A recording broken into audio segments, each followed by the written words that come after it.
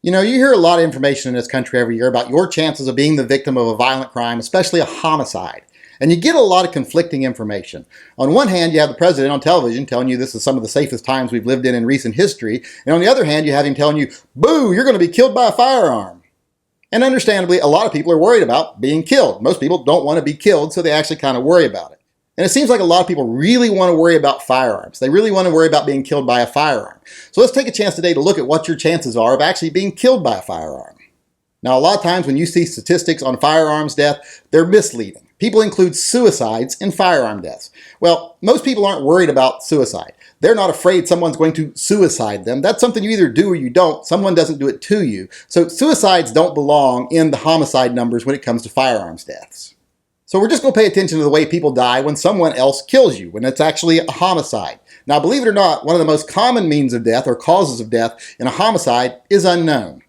You might ask yourself, how can it be unknown? Well, there's lots of circumstances where people are killed, they think there was foul play, but they're really not sure how they actually died. So that gets listed as unknown. Like if a homeless person is found in a ditch and they might be injured, but they wonder, did the injury kill them or did the elements kill them? You know, if a hooker's found in an alley, they're like, well, you know, did their pimp kill them or did they die from an overdose, etc. Sometimes they just can't tell what actually killed someone. But if they find someone laying in a ditch with a bullet hole in their forehead, they don't go, I wonder what killed them. They know that bullet hole probably killed them, so it's listed as a firearm death. So they're usually pretty solid on firearm deaths numbers. And every year in this country, an average between 9,000 and 10,000 people are killed by firearms. Now that may seem like a big number, but statistically, it's really not. And we're going to take a look at your actual chances of being killed by a firearm. Overall, taking that total number into consideration, your chances are about 0.003%. When you write that out as a whole number, that's 0.00003. That hardly sounds like a whole number, and it's not. It's not even a fraction of a number, hardly. So that really isn't much of a chance. In fact, you are multiple times more likely to die from a fall than you are from a firearm, but you don't see people wrapping themselves in bubble wrap before they leave their houses every day. Now, another way people are really worried about dying is by someone who's committing a felony, someone who's a criminal killing them, someone that's raping them, robbing them, etc. Well, that really isn't very likely. In fact, all the time someone gets killed, it's only about a quarter of those times that a felony is actually involved other than the murder itself. Your chances of being killed by someone that's committing a felony is 0.0007%. And as a whole number, once again, that's 0.000007. That really doesn't even look like a number, and it barely is. So that's hardly worth worrying about. If you're spending your days worrying about that, find something else to worry about. Another thing people are afraid of, and it's all the rage nowadays, is dying in a mass shooting. Well, your chances of dying in a mass shooting are almost non-existent. Only about 15 people a year die in a mass shooting. That gives you a 0.00004% chance of dying in a mass shooting. And if you write that out, once again as a whole number, that is 0.0000004. That is insignificant.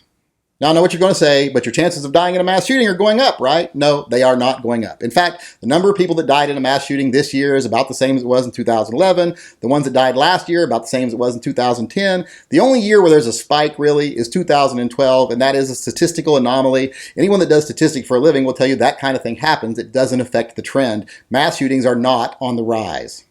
In fact, worrying about getting killed by a stranger in any form or fashion is pretty much a waste of your time. Your chances of being killed by a stranger is 0.0005%. Once again, if you write that out as a number, 0.000005. That really seemed like something to worry about? In fact, statistically, you are just as likely to be killed by an immediate family member, your spouse, your children, etc. So you should be about the same level of afraid of being killed by a stranger as you are of being killed by your spouse or your children. Most of the time when people are murdered, it's a domestic dispute, an argument, some type of interaction between people that know each other. It's not just a random violent crime. And in most of those cases, alcohol is involved. In fact, alcohol is involved most times anyone kills someone with a knife, a blunt object, a car, or just falls down and dies. So it seems like alcohol is a far bigger problem and something you should worry about more than guns. But you know, to most people, it doesn't matter who kills them or why. You're just dead. If you get killed, that's a bad thing. You don't want it to happen for any reason or by anyone. So let's look at that whole number and what your chances are of actually being killed, minus one thing, one factor that you're sure of in your life. And that is, are you in a gang? Because if you're in a gang, that really increases your chances of being killed in a homicide. If you're not in a gang, it really decreases them. Gang homicides definitely skew the numbers when it comes to how many times guns are used in a homicide, because in a gang-related homicide, guns are used like 93% of the time, compared to in a non-gang-related homicide where it's only 50 to 65, 70% of the time. When you look at states and cities that have high homicide rates, gang homicides account for anywhere between 28% and 86% of those homicides, depending on the state and the city. In fact, nationwide, it's about just under half. Just about half of the people killed nationwide are in a gang. And you know if you're in a gang or not. So if you are in a gang, it's a higher number. But if you're not in a gang, there's about 5,000 times a year that someone is killed in a homicide by a firearm. That gives you, if you're not in a gang, about a 0.001% chance of being killed in a homicide by a firearm. As a whole number, once again, that's 0.00001, a statistically insignificant number. In fact, let's look at other ways you might die in your day. Car accidents. Car accidents, you're several times more likely to die in a car accident. 30,000 people a year plus are killed in car accidents. That gives you a 0.01% chance, or a 0.001. That gives you a much higher chance of being killed in a car than by a firearm, yet people get in a car every day and don't think anything of it.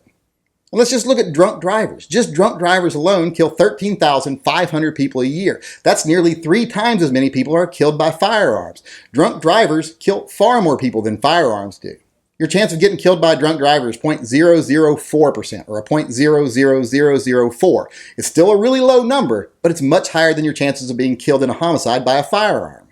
Another thing you're much more likely to die from than a firearm in a homicide is a drug overdose, an unintentional drug overdose. Not a suicide, just an unintentional drug overdose. That kills over 30,000 people a year. That gives you a 0.01% chance of dying of an unintentional drug overdose. That's still a very small number. Written out as a whole number, it's 0.0001. It's really small, but it's still much larger than your chances of being killed in a homicide by a firearm. In fact, just normal everyday injuries, they account for 150,000 deaths a year. People are dying at a rate of 150,000 a year from injuries.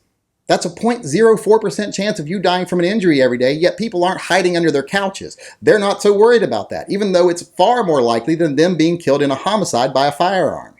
And like I said earlier about falls kill about 30,000 people a year. You're several times more likely to die from a fall than you are from being killed by a firearm in a homicide. Yet most people aren't laying mattresses around their house because they're not worried about it. And let's not even talk about smoking, obesity, heart disease, poor diets, etc. That kills millions every year and disables tens and tens of times more people every year. But people aren't as active about that as they are about firearms for some reason. Not as worried about their diet as they are about being killed by a gun. They keep shoving Twinkies and pizzas in their face and smoking, and yet they're worried some stranger is going to kill them with a gun. That just doesn't make sense.